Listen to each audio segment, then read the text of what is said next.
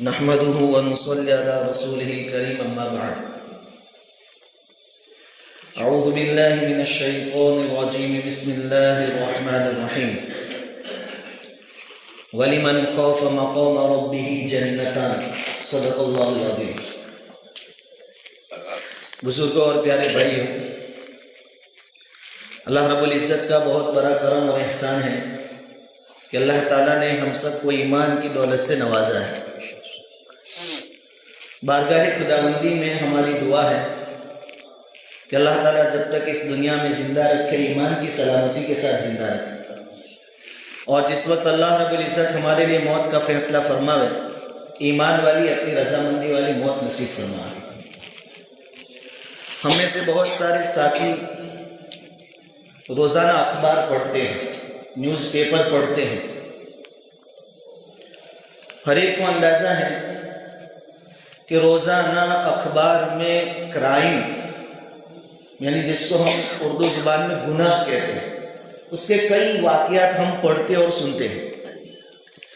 ایک ہی اخبار کے اندر 10-15 واقعے چوری کے ہوتے ہیں، ایک ہی اخبار کے اندر 10-15 واقعات قتل کے ہوتے ہیں، خون کے ہوتے ہیں، کئی واقعات عزت لوٹنے کے ہوتے ہیں، بلاತ್ಕಾರ کے ہوتے ہیں، کئی واقعات زمین دبا دینے کے ہوتے ہیں، مار پیٹ کے ہوتے ہیں، ایک ہی اخبار کے اندر۔ تو روزانہ کے بے شمار واقعات ہمارے سامنے آتے ہیں، اور یہ وہ واقعات ہیں جو اخبار میں دیے گئے، جو اخبار میں نہیں آئے وہ تو اس سے بھی زیادہ ہوتے ہیں۔ اس کا خلاصہ یہ ہے کہ اس وقت کی دنیا کرائم سے بھرپور ہے، خون خرابہ، مار دھار، ہر جگہ یہی نظر آتا ہے۔ پہلے ایک وقت وہ تھا کہ جب ایسا خون وغیرہ کا کوئی بڑا واقعہ پیش آتا تو آدمی سہم جاتے تھے، انسان وحشت میں مبتلا ہو جاتے تھے، لیکن اب ان چیزوں کی ہمیں دھیرے دھیرے عادت ہو گئی۔ اب ہم پڑھتے بھی ہیں لیکن اس کا کوئی اثر ہمارے دماغ پر نہیں ہوتا، خالی اتنا بولتے ہیں فلاں جگہ خون ہو گیا، لیکن ہمارے اوپر کوئی اثر نہیں ہوتا کیونکہ ایک عادت بن گئی۔ لیکن آج تلک ہم نے کبھی سوچا نہیں کہ جو دنیا ہے ہمیشہ ایسی ہی رہے گی، یا دنیا والوں کو ان کرائم سے اور جرائم سے نجات مل سکتی ہے کہ نہیں؟ کبھی تو چھٹکارا ملے گا کہ پھر یہ دنیا ایسی ہی رہے گی؟ ہم نے نہیں سوچا۔ لیکن دنیا میں جو لوگ عقل مند سمجھے جاتے ہیں، بڑے سمجھے جاتے ہیں، انہوں نے اس پر غور و فکر کیا ہے۔ تو بعض عقل مند اس نتیجے پر پہنچے کہ دنیا میں جو کچھ بھی کرائم ہو رہے ہیں اس کی وجہ، اس کا ریزن غریبی ہے، کہ غربت اور افلاس اور مفلسی کی وجہ سے آدمی قتل بھی کر ڈالتا ہے، کسی کا حق دبا بھی لیتا ہے، ماردار بھی کر لیتا ہے۔ ان کا کہنا یہ ہے، ان کا ریسرچ کا خلاصہ یہ ہے کہ اگر دنیا سے غریبی ہٹ جاوے تو دنیا میں امن و امان قائم ہو جائے۔ دوسرے بعض جو بڑے لوگ ہیں، دانشور، عقل مند، ان کا ماننا یہ ہے کہ اس سب کی وجہ یہ ہے کہ آج کے دور میں لوگوں میں ضبط نہیں رہا، یعنی صبر کا مادہ نہیں رہا۔ اگر لوگ برداشت کرنے والے بن جاوے تو کرائم رک جاوے۔ تیسرا ایک طبقہ دانشوروں کا یہ سوچتا ہے کہ اس کی اصل وجہ کرائم نہ رکنے کی حکومت کا ڈھیلا پن ہے۔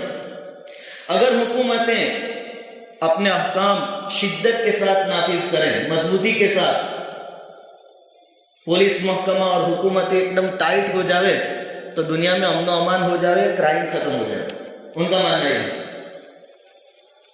اور ایک طبقے کا کہنا یہ ہے کہ یہ جو کچھ بھی ہو رہا ہے گناہ اور کرائم، اس کی وجہ جہالت ہے۔ جہالت سے مراد ایجوکیشن کا نہ ہونا ہے ان کے نزدیک۔ اس لیے وہ اس بات پر زور دیتے ہیں کہ اگر ایجوکیشن عام ہو جائے تو ہمارے سماج اور سوسائٹی اور معاشرے میں سے بے امنی ختم ہو جائے، امن و امان قائم ہو جائے، اطمینان اور شانتی قائم ہو جائے۔ مطلب کہ جتنے منہ اتنی باتیں ہیں۔ اب ہم بھی سوچیں تو کسی نہ کسی درجے میں یہ جو اسباب ہے، جہالت، غریبی، بے ضبطی، صبر کا نہ ہونا، یہ وہ اسباب ہیں جو کرائم کو بڑھانے کے اسباب، کرائم بڑھتے ہیں ان کے ذریعے۔ لیکن کوئی بھی آدمی یہ نہیں کہہ سکتا کہ تمام گناہوں کی اصل جڑ یہ ہے، اصل وجہ یہ ہے، آپ نہیں کہہ سکتے کہ اگر جہالت دور ہو جائے، نالج آ جائے تو دنیا میں شانتی آ جائے گی، غریبی دور ہو جائے تو سب ختم ہو جائے گا، کوئی گارنٹی سے نہیں کہہ سکتے۔ یہ تو درخت کی ٹہنیاں ہیں، جڑ ہمیں تلاش کرنی ہے کہ کرائم کیوں ہوتے ہیں۔ اگر واقعتاً نالج کے آ جانے سے اور مالداری کے آ جانے سے اور ضبط یعنی صبر کا مادہ آ جانے سے کرائم رک جاتے تو دنیا کے بہت سارے ملک کے رہنے والے لوگ فرشتے بن جاتے۔ ایک مثال امریکہ کی آپ لے لو، وہاں غریبی نہیں ہے، نالج اتنا ہے کہ پوری دنیا کے نوجوانوں کے دلوں میں یہ چاہت ہوتی ہے کہ ہم بھی وہاں کوئی ڈگری حاصل کر کے آئے، اتنا نالج ہے۔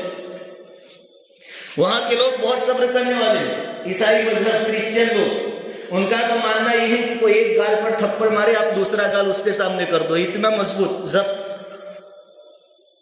اور وہاں کا محکمہ پولیس اور حکومت ایسے ایسی ٹیکنالوجی کا استعمال کرتے ہیں کہ چور کو منٹوں میں سیکنڈوں میں پکڑ لا، یہ سب کچھ ہے، لیکن یہ وہاں بھی امن و امان نہیں، بلکہ وہاں سب سے زیادہ بدامنی ہے۔ ابھی اسی مہینے میں ہم نے 2-3 مرتبہ اخبار میں پڑھا کہ کوئی بھی آتا ہے گولی باری کر کے 10-20 کو مار دیتا ہے، سب کچھ ہے وہاں، مالداری، ایجوکیشن، صبر، حکومت ایک دم ٹائٹ۔ اس سے معلوم ہوا کہ یہ جو وجوہات بیان کی وہ اصل نہیں۔ پھر سوال ہوتا ہے کہ اصل وجہ کون سی ہے، اصل دوا کون سی کی جائے، اس کی جڑ کیا ہے؟ اس کے لیے نبی کریم صلی اللہ علیہ وسلم کے زمانے کے بارے میں ہمیں سوچنا چاہیے۔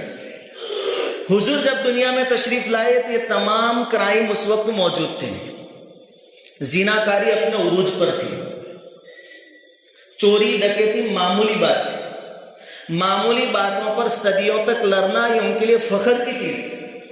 کتابوں میں لکھا ہے کہ آدمی مرتے وقت اپنی اولاد کو وصیت کرتا ہے کہ فلاں خاندان والوں سے ہماری دشمنی ہے، بدلہ لینا باقی ہے، تم یہ قرض چکا دینا، بدلہ لے لینا، سب برائیاں تھیں۔ اس وقت آقا نامدار نبی کریم صلی اللہ علیہ وسلم نے کیا محنت کی، وہ اصل چیز ہے۔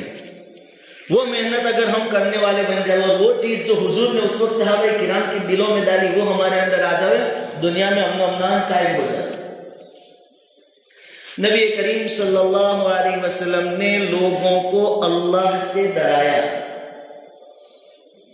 حضور نے ظاہر پر محنت نہیں شروع کی، حضور نے سب سے پہلے لوگوں کی دل کی دنیا بنا دی۔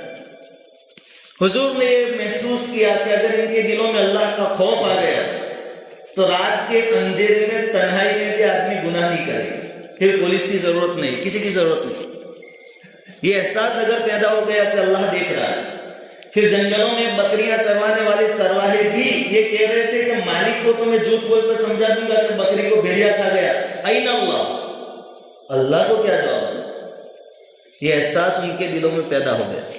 آج اگر یہ چیز ہمارے دلوں میں آ جائے کہ اللہ دیکھتا ہے، اس کو جواب دینا ہے، مرنے کے بعد اس کے سامنے حاضری لازمی ہے، تو انشاءاللہ کوئی بھی آدمی تنہائی میں بھی گناہ نہیں کرے گا۔ اس لیے آج ہمارے دلوں میں اللہ کا خوف آئے، یہ بہت ضروری ہے، بہت ضروری ہے۔ اس کے بغیر آپ کتنے بھی ٹائٹ اور سخت قانون بنا لیجیے، اتنی ساری ٹیکنالوجی امریکہ جیسے ملکوں میں ہے، وہاں کی پولیس محکمے میں، حکومت میں، تو وہاں کے چور اور ایک قدم آگے ہیں ان سے، وہ ان سے اچھا طریقہ ڈھونڈ لاتے چوری کا۔ تو یہ چیزیں وجہ نہیں، اصل وجہ دلوں کا خوف ہے۔ صحابہ کرام پر جب یہ محنت ہوئی اور ان کے دلوں میں خوف آیا، پھر کیا ہوتا تھا کہ نبی کریم صلی اللہ علیہ وسلم ایک مرتبہ بیٹھے ہوئے تھے صحابہ کرام کے ساتھ، ایک عورت آئی، عورت کوئی پکڑ کے نہیں لایا، وہ خود آئی اور کہہ رہے کہ حضور مجھ سے زنا ہو گیا ہے، آپ مجھے شرعی سزا نافذ کر کے پاک کر دیجئے گناہ سے۔ کوئی پکڑنے نہیں گیا، کوئی ڈھونڈ کر نہیں لایا، وہ خود آئی اور عورت، اور اس عورت کو معلوم ہے کہ اس گناہ کی سزا کیا ہے، کہ کھڈا کھودا جائے گا، گڑھا کھودا جائے گا، اس میں مجھے کھڑا کیا جائے گا اور سب لوگ پتھر مار مار کر میرا قصہ تمام کر دیں گے، لیکن دل میں وہ اللہ کا خوف تھا کہ یہ سزا دنیا میں اگر برداشت کر لی تو یہ سستا سودا ہے، اللہ کے سامنے عذاب سے بچ جائیں گے۔ اب وہ دل میں خوف تھا تو بے چینی ہوئی کہ نہیں، اس کی سزا مجھ پر نافذ ہونی چاہیے، چاہے میں مر جاؤں۔ حضور کے پاس آئی، حضور سے کہہ رہی کہ حضور مجھے پاک کیجئے، مجھ سے گناہ ہو گیا۔ حضور صلی اللہ علیہ وسلم نے چہرہ گھما لیا۔ وہ عورت ادھر سے آئی، حضور مجھ سے جرم ہوا ہے، سزا نافذ کیجیے۔ حضور نے ادھر چہرہ گھما لیا۔ وہ عورت ادھر سے آئی، حضور میری آخرت کا مسئلہ ہے، مجھے اللہ کے سامنے جواب دینا ہے، مجھے یہاں سزا دے کر پاک کر دیجیے، میری آخرت کا معاملہ کلین ہو جائے۔ یہ فکر اگر ہمارے اندر ہو، کوئی گناہ نہیں کرے۔ حضور نے کہا تو ہوش میں تو ہے، شراب وغیرہ کا نشہ یا کوئی اور مسئلہ؟ ہوش میں ہوں حضور۔ اور آگے کہہ رہی ہے کہ میرے پیٹ میں اس زنا کا حمل بھی ہے، یہ ثبوت زنا کاری کا۔ تو حضور نے کہا جب پیٹ میں حمل ہے، بچہ ہے، تو ابھی تجھ پر سزا نافذ نہیں ہوگی، کیونکہ گناہ تجھ سے ہوا ہے۔ اگر تجھے ابھی سنسار کر دیتے ہیں، مار دیتے ہیں سزا کے طور پر، تو بچہ ہی کا کیا قصور، وہ بھی مر جائے گا۔ جب بچہ پیدا ہو اور روٹی کھاتا ہو جائے تب میرے پاس آنا، یعنی دودھ بھی چھڑا دے گا اس کے بعد۔ ابھی عورت جا رہی ہے، حضور نے کوئی پولیس والے ان کے ساتھ نہیں بھیجے کہ دیکھو اب اس پر سزا نافذ کرنی ہے، یہ کہیں دوسرے ملک میں بھاگ نہ جائے، کیونکہ وہاں دل کی دنیا بنی تھی کہ بھاگ کر جائیں گے۔ کہا پوری کائنات اللہ رب العزت کی ہے، یہ چیز۔ وہ عورت گئی، بچہ پیدا ہوا، 2 سال تک اس نے دودھ پلایا، وہاں تک اس کے پاس شیطان بھی آیا ہوگا، وسوسے بھی آئے ہوں گے کہ یہ دنیا چھوڑ کے جانا ہے۔ حضور سے درخواست کر دیتے کہ آپ معافی کی دعا کر دیں، شاید مغفرت ہو جائے، یا کہیں بھاگ جائے۔ کوئی ضامن بھی نہیں ساتھ میں کہ 2 سال کے بعد اگر حاضر نہیں ہوئی تو تم سے جواب لیا جائے گا، کوئی نہیں، اکیلی گئی۔ اور ایک وقت آیا 2-2.5 سالوں کے بعد حضور کی خدمت میں آئی، اس کے ہاتھوں میں بچہ تھا اور بچے کے ہاتھ میں روٹی کا ٹکڑا تھا۔ یہ بتانا چاہتی تھی کہ اب یہ روٹی کھاتا ہو گیا، میرے دودھ کی ضرورت نہیں۔ یہ کون سی چیز اس کو وہاں لے آئی؟ کون سی چیز؟ کوئی پکڑنے نہیں گیا، کوئی CCTV کیمرہ نہیں، کوئی ضامن نہیں، کوئی پولیس نہیں۔ دل کی بے چینی کہ دنیا میں اگر یہ سزا نافذ ہو جاتی ہے، بہت سستا سودا ہے، نفع کا سودا ہے، آخرت کے عذاب سے بچ جاؤں۔ یہ احساس اللہ کرے ہمارے اندر پیدا ہو جائے۔ وہ عورت آئی، ان کو سنسار کیا گیا۔ اس کو سنسار کرنے کے بعد حضور نے فرمایا کہ اس نے ایسی توبہ کی تھی کہ اس کا 10واں حصہ بھی اگر پورے مدینہ کو تقسیم کر دیا جائے تو سب کی مغفرت ہو جائے، ایسی توبہ کر کے آئی۔ یہ دل کی بے چینی، یہ دل کی دنیا بن گئی۔ ہم جو ابھی اصلاح کے کام کر رہے ہیں وہ ہم ٹہنیاں کاٹ رہے ہیں، جڑوں تک نہیں پہنچتے۔ یہ جڑ یہ ہے، دل کی دنیا بن گئی۔ انشاءاللہ آدمی گناہ سے، سود کھانے والا کبھی پھر سود نہیں کھائے گا، وہ جانتا ہے کہ کھا تو رہا ہوں، دنیا میں بھی اس کا وبال آئے گا، میں بھی بھگتوں گا، میری اولاد بھی بھگتے گی، اور قبر سے ہی عذاب شروع ہو جائے گا۔ انسان ہے، نفس بھی ساتھ میں ہے، شیطان بھی ہے، لیکن اللہ کی قدرت کو سمجھے۔ اللہ نے جس کو جس حال میں رکھا ہے، غریب رکھا ہے، تو غریبی میں مزے سے زندگی گزارے، اللہ کا شکر ادا کرے کہ اس میں میرا فائدہ ہوگا۔ بہت ساری چیزیں ایسی ہیں جس کو ہم برا سمجھتے ہیں لیکن ہمارا فائدہ ہوتا ہے، ہم سوچتے نہیں۔ نبی کریم صلی اللہ علیہ وسلم کی پیدائش ہوئی، آپ کو دودھ پلانا ہے۔ اس وقت مکہ میں ماحول یہ تھا کہ شہر میں، سٹی میں جو بچے پیدا ہوتے ان کو دیہات کی عورتوں کے حوالے کر دیا جاتا تھا دودھ پلانے کے لیے، تاکہ دیہاتوں کی تازہ ہوا ان کو ملے، وہاں کا ویدر ان کو ملے اور ان کے اچھی نشو و نما ہو۔ اور ادھر سے ایک قافلہ آیا تھا جس میں دائی حلیمہ بھی تھی۔ دیکھو بظاہر جو چیزیں شر نظر آتی ہے، خراب ہمیں اور اچھی نہیں لگتی، اس میں ہمارے لیے خیر کتنا ہوتا ہے۔ دائی حلیمہ کو دودھ کم آتا تھا، اس لیے مکہ میں کسی نے ان کو اپنا بچہ دینا گوارا نہیں کیا۔ دودھ کم آنا ایک نقص، اچھی چیز نہیں ہے، کسی نے بچہ نہیں دیا، لیکن اس کے بدلے میں پھر کیا ہوا؟ حضور مل گئے، دائی حلیمہ حضور مل گئے۔ دنیا آخرت کی سب سے بڑی نعمت ان کو مل گئی۔ بظاہر تو ایسا لگتا ہے کہ دودھ نہیں آتا، اچھی چیز نہیں۔ ہمارے ساتھ بھی ایسے کئی واقعات روزانہ پیش ہوتے، گھر سے نکلے گاڑی پنچر ہو گئی، آپ یقین مانیے کہ اسی میں تمہارا فائدہ تھا، آپ کوئی بہت بڑی مصیبت سے بچ رہے ہیں۔ یقین کیجیے آپ، بہت سارے واقعات ایسے ہوتے ہیں۔ دائی حلیمہ حضور کو لے کر گئی، 2 سال دودھ پلایا، حضور کی برکتیں دیکھی اور ایک تعلق قائم ہو گیا، چھوڑنا نہیں چاہتی تھی، لیکن اب مدت پوری ہوئی تو واپس لے کر آئی مکہ۔ اب اس وقت مکہ میں طاعون پھیلا ہوا، پلیگ کی بیماری۔ اب یہ پلیگ، یہ تو شر بظاہر معلوم ہوتا ہے، اچھی چیز نہیں ہے، لیکن اس میں حلیمہ کے لیے کام ہو گیا اور مدت مل گئی۔ حضور کے گھر والوں نے کہا کہ اور لے جاؤ، ان کا تو فائدہ ہو گیا۔ ایسا ہمارے لیے بیماریوں میں بھی فائدہ ہوتا ہے۔ ایک حدیث کا خلاصہ میں آپ کو کہہ رہا ہوں کہ اللہ تعالیٰ فرماتے ہیں کہ بعض بندے ایسے ہیں کہ ان کو مصیبتیں ہی ایمان پر جما کے رکھتی ہے، اگر ان کی مصیبتیں دور ہو جائے تو ایمان چھوڑ دیں، اور بعض بندے وہ ہیں جن کو ان کی مالداری ہی ایمان پر جمع کر رکھتی ہے، اگر وہ میں لے لوں تو یہ کافر ہو جائے، مرتد ہو جائے۔ ہم جس پوزیشن میں ہیں اس میں بہت بھلا ہے ہمارا، خیر ہی خیر ہے، ہم سمجھتے نہیں، ہمارے ساتھ روزانہ ایسے واقعات پیش آتے۔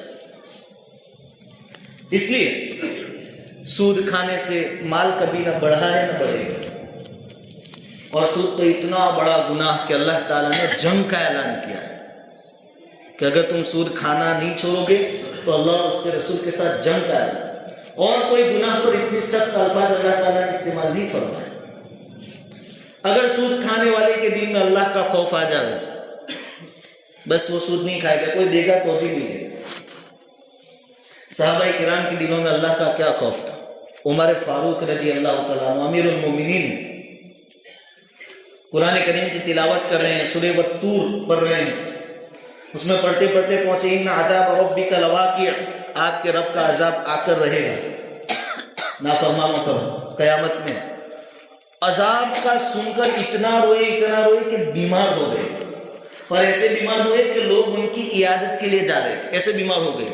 بھلا ہم میں سے کوئی ایسا کبھی بیمار ہوا اللہ کے عذاب کے خوف سے؟ ہم تو آپریشن ہو کسی کا تو عیادت کے لیے جاتے، کوئی بیمار ہو تو وہاں تو عمر فاروق آخرت کے عذاب کا سن کر روئے اور بیمار ہوئے۔ اور حضرت عمر فاروق ہمیشہ کہا کرتے تھے کہ میں تو صرف اتنا چاہتا ہوں کہ نہ مجھے ثواب ملے نہ مجھے سزا ملے، بس کسی طرح دوزخ سے بچ جاؤں، یہ بھی غنیمت ہے۔ عمر فاروق کے اتنا خوف آخرت میں دوزخ کے عذاب کا، اللہ کا اتنا خوف کہ جنت ثواب، بس سزا بھی نہیں ثواب بھی نہیں، کسی طرح جہنم سے چھٹکارا مل جائے اس میں راضی ہوں۔ ہمارے پاس تو اتنا کوئی عمل کا ذخیرہ ہے نہیں۔ ابن ابی ملیکہ تابعی ہے، وہ فرماتے ہیں کہ 30 صحابہ کرام سے میں ملا، 30، ہر ایک اپنے بارے میں نفاق سے ڈرتے تھے کہ کہیں میں تو منافق نہیں ہو گئے۔ صحابہ کرام 30، ہم نے کبھی سوچا کہ میرے اندر کوئی منافق والی چیزیں تو نہیں ہے، میں جھوٹ تو نہیں بولتا، میں دھوکہ دہی تو نہیں کرتا، وعدہ خلافی تو نہیں کرتا۔ اس لیے پوری بات کا خلاصہ یہ ہے، دل کی دنیا پر اگر محنت ہو جائے تو انشاءاللہ تعالیٰ دنیا میں امن و امان بھی قائم ہو جائے گا۔ اور وَمَن يَتَّقِ اللَّهَ يَجْعَلْ لَهُ مَخْرَجًا، جو اللہ سے ڈرے گا ہر تنگی سے نکلنے کا اللہ تعالیٰ اس کے لیے راستہ کھولے گا۔ اللہ رب العزت ہم میں سے ہر ایک کو تقوی نصیب فرماوے، اپنا خوف نصیب فرماوے، کہیں سنی باتوں پر کہنے سننے سے زیادہ عمل کی توفیق عطا فرمائے۔